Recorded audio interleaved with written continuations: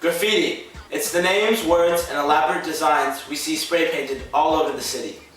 Although it is a type of drawing, it is not accepted within society like pieces of art in museums and galleries, and is often considered vandalism, and the artists are punished. The question at hand is, should graffiti be removed from our cities and the artists punished? It is considered a problem within the communities of Toronto, but how does it affect the people? And is the way that we're dealing with it the best possible answer? Graffiti paintings began in the late 1960s and has been growing in popularity ever since. Graffiti artists range from about 12 to 30 years of age, and there are male and female artists. In the past, graffiti artists usually work alone, but the sizes and complexity of the pieces motivated artists to work together in crews, usually 3 to 10 people.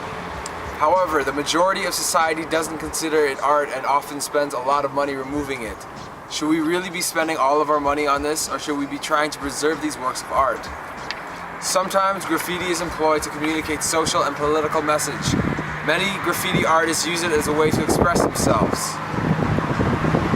It communicates the artist's identity, expression, and ideas. Graffiti links people regardless of cultural, lingual, or racial differences through its art and the messages it gives out.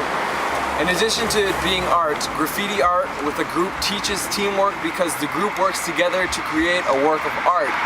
Some artists see themselves as revolutionaries reacting against the established art market or gallery system, and that art is not only what it appears in galleries but can be almost anywhere, and anything.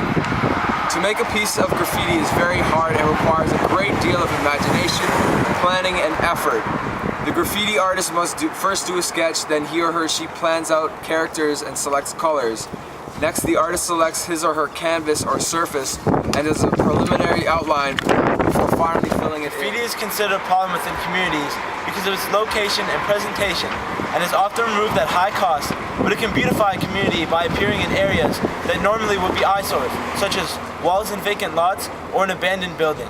When doing a survey, we found that 8 in 10 high school students consider graffiti art and enjoyed looking at it.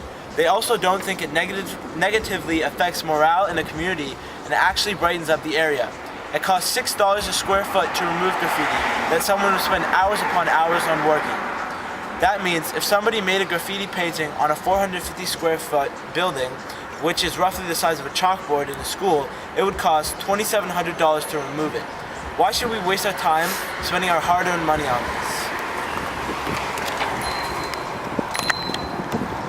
Instead of punishing those who make graffiti and spending large sums of money to remove it, we should be working to recognize graffiti as art and trying to find ways to allow it to exist in society. It's important to recognize graffiti as art because art has such a social, political, and economic influence in the world. And the recognition of graffiti art allows people to put their message out there. Also, by recognizing graffiti as art, we can prevent the generalization that all graffiti is vandalism and therefore something that always should be removed. There are many possible solutions to allow graffiti artists to make their work and without it being illegal. Cities can create designated areas that provide a way for graffiti artists to do legal graffiti art. This will help to foster the art form, beautify bare areas, and lessen the amount of graffiti art that appears in the city as vandalism. Same father as the first, but you don't give a damn. Irresponsible, plain not.